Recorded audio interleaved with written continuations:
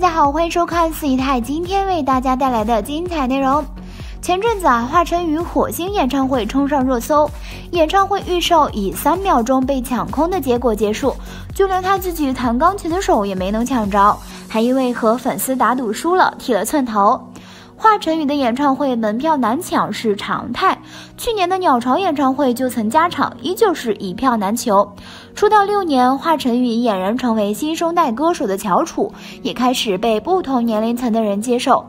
在华晨宇身上的头衔有很多：选秀冠军、新生代领军人物、音乐鬼才、火星大魔王。除了这些耀眼的头衔，还有孤僻、怪咖等极端的标签。在这些纷纷扰扰的争议中，华晨宇依旧是专注音乐，潜心创作，保持真我。他在自己的世界里建造了一座属于自己的城堡。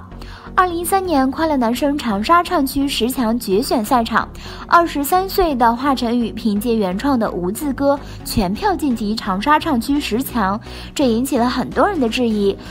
觉得这个特立独行的年轻人太目中无人，甚至还不正常，根本不配进入长沙10强。除了当时的评委尚雯婕，其余的评委几乎都对他的个性有过不满，甚至还在他唱歌不到1分钟的时候直接被叫停。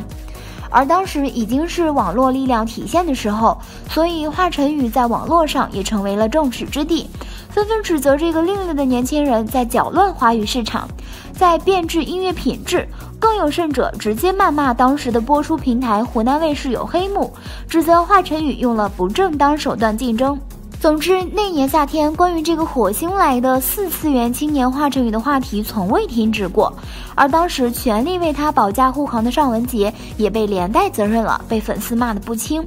对尚雯婕而言，华晨宇和自己的内心很像，似乎可以用同类来形容，在某种程度上讲，两个人更像是相见恨晚的知己。尚雯婕曾问，你会不会在创作的时候把自己关在家里几个小时，然后一直到4、5个小时之后，你不知道自己在干什么，你永远在写一个旋律，然后接下去写下去，然后写到一直兴奋，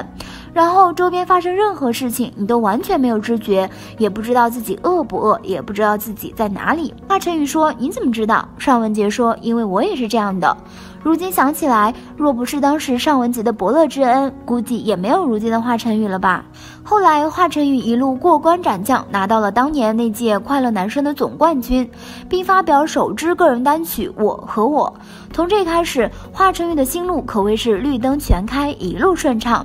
2014年，华晨宇发行首张专辑《卡西莫多的礼物》，将自己全方位呈现给这个世界。从齐天大圣到我是滑板鞋，这位音乐少年将创意和灵感发挥到了极致。他就像魔术师一样，如痴如醉地研发着所有音符。他的风格如此多变，有迷幻摇滚般的光怪陆离，也有低沉动人的走线唱腔，还有吟唱高歌的绕梁高音。从他的音乐能听到一个多面却独一无二的华晨宇。我不是歌手，只是一个乐器，一个音色，不想被突出，只想融进去。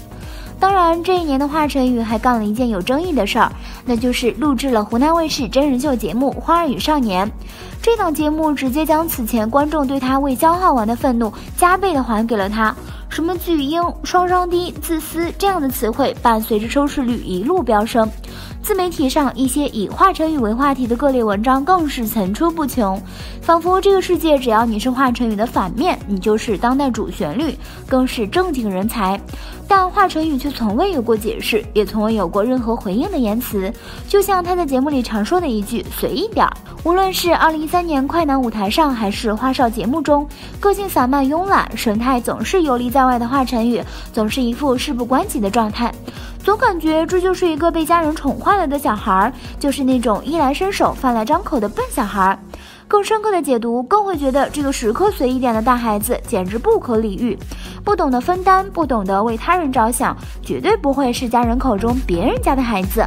但如果你了解华晨宇的成长环境，你才会发现这个早早把生命活通透的男孩子是多么让人心疼，才会知道他所有的无所谓都是在经过千锤百炼后的不敢在乎，更是无数个哭泣的夜晚叠堆的奢望。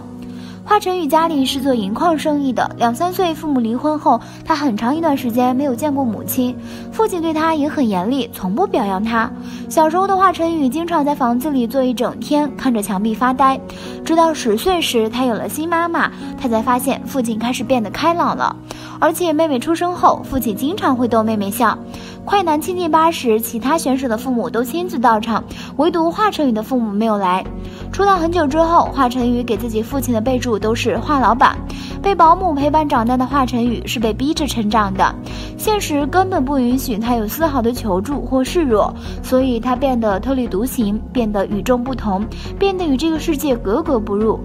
据说快男比赛时，本来华晨宇是和左立住在一个房间的，但不知与人相处的华晨宇很不适应这样的2人生活，于是他故意将空调调到5度，再蒙在被子里睡觉，最终逼得左立只好搬出去住。那时的花花就像一只受伤的刺猬，对于外界的一切都充满了戒备与敌意。他不会刻意讨好，更不会阿谀奉承，只知道用自己的刺来和这个世界拉开距离。而这整个期间，唯一对华晨宇不离不弃的就是音乐。在华晨宇的音乐世界里，不管有没有镜头的存在，只要他看到有人对待音乐不真诚，他就会变身成为最严厉的考官。之前在节目中遇到一个国风类选手，一首抖音爆红的《离人愁》成为他的招牌，而且引以为傲地带上了舞台。可经过花花多方提问和考核交流后，发现对方基本的音乐常识都不清楚。于是华晨宇很直接的评价，我们应该拿出更专业的音乐给观众。华晨宇说，你应该要学习一下最基本的乐理知识，作为一个创作者，不知道自己在写什么很可怕，你们会误导观众的。虽然听起来语气并不是很重，但说的其实很严厉了。当时这个事件还上了微博热搜，网友们对于华晨宇的点评一致拍手赞同。当然，网友们也才开始发现，当年那个唱无字歌的火星弟弟早已不知在何时成长为了将专业知识信手拈来的音乐导师。当然，后来李元杰的成名作《离人愁》被质疑抄袭周杰伦的《烟花易冷》，红尘客栈和任然演唱的《山外小楼夜听雨》。现在回头来看，华晨宇的点评真可谓是一针见血，直击要害。看着李元杰慌张的模样和后续新闻的报道，作为观众真的很感谢花花当初的直言不讳，用重复的节奏当成万金油，再冠上原创的名号，这是对音乐和原作者的不尊重，更是污染整个华语流行乐坛的源头毒药。也正是从这时，我们才惊觉2014年后的华晨宇真的是火箭式的蜕变与成长。2015年受 Billboard 的邀请，作为 VIP 观礼嘉宾出席第57届格莱美颁奖典礼，首次登上2015福布斯中国名人榜，连开3场演唱会，发表第2张专辑《异类》。2016年斩获年度最受欢迎男歌手及2015亚洲新歌榜冠军王2项大奖，再开火星演唱会，并成为内地新生代首位开4面台的歌手，